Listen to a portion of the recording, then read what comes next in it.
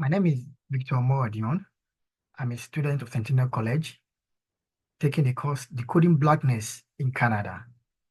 I'll be taking us through student reflection, my story.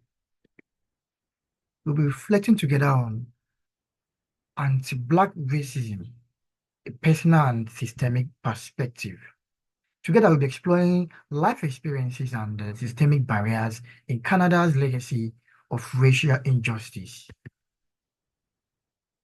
This presentation reflects on my personal experience of encountering anti-Black racism in a public setting. It examines the emotional impact of this event, the systemic nature of racial injustice in Canada, and why it is critical to confront these issues for a more equitable society. What is the background in terms of racism in Canada? Segregation, discrimination policies have been there a long time ago. Although Canada is being seen as a multicultural and inclusive society, but segregation and overt racism were widespread during the 19th and early 20th century.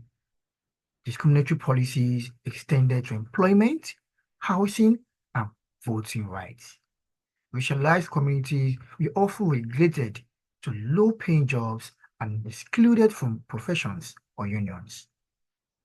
Systemic racism persists in education, health, and policing. How do we mean? Systemic racism in education is evident in underfunded schools in indigenous communities, biased curriculums that downplay the contributions and histories of racialized groups, and disproportionate disciplinary action against Black and indigenous students. Black Canadians also face health inequalities, including higher rate of certain chronic conditions and lower access to mental health support. In policing, systemic racism is reflected in the overrepresentation of indigenous and Black individuals in the criminal justice system. And a good example of this is indigenous people actually make up 5% of Canadian population, but represent over 30% in the prison population. My experience. I experienced racial motivated discrimination when I came to Canada. I could remember I was going to school from Kennedy Station. I actually wanted to board the bus.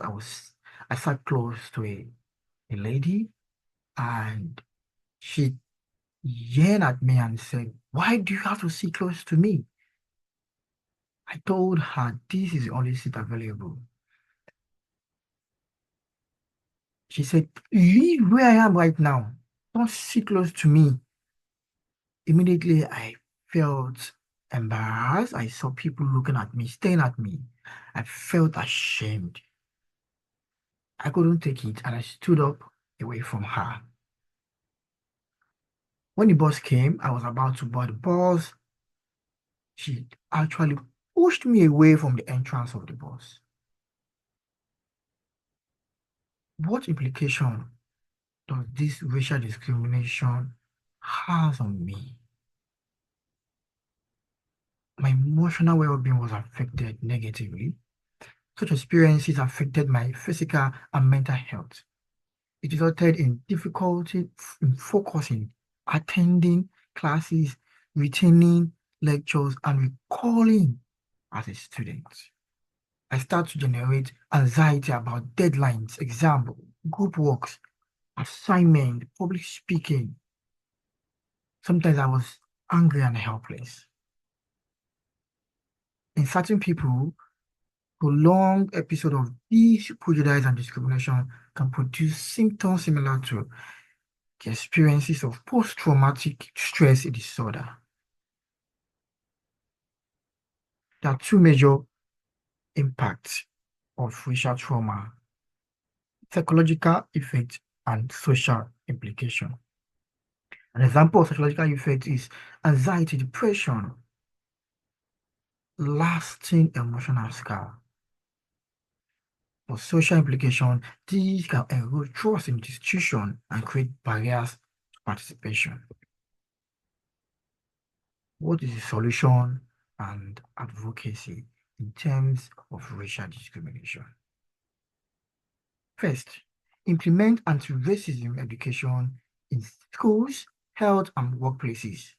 Revise school curriculums to include the histories and contributions of indigenous people, Black Canadians, and other racialized communities to foster understanding and empathy. Provide mandatory anti-racism and cultural competency training for educators and school staff to reduce biases in teaching and disciplinary practices. Develop health programs aimed at addressing health disparities such as chronic disease, prevention, and mental health services tailored for racialized communities. Second, let them promote representation in leadership and decision-making roles. Why is this important? When they have representation in leadership roles, decision-making roles is a powerful way to address and reduce systemic racism. Diverse leadership not only helps dismantle systemic biases, but also ensures that policies and practices are more inclusive and reflective of the communities they serve. And thirdly, let's create a platform for sharing and addressing life experiences. Just like the way I am making my presentation, giving my own experiences. We want more of this platform. Speak truth to power by sharing personal experiences to shed light on systemic issues. Let's speak truth to power by advocating for equitable policies and community-based solutions.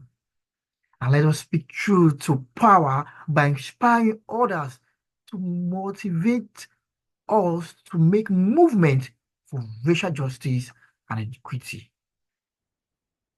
In conclusion, my experiences have motivated me to advocate for systemic change by building resilience, supporting anti-racism initiatives, and amplifying marginalized voices. I, Victor Moredio, I am committed to contribute to creating a more equitable society. I am sure you too will love to do that. Thank you.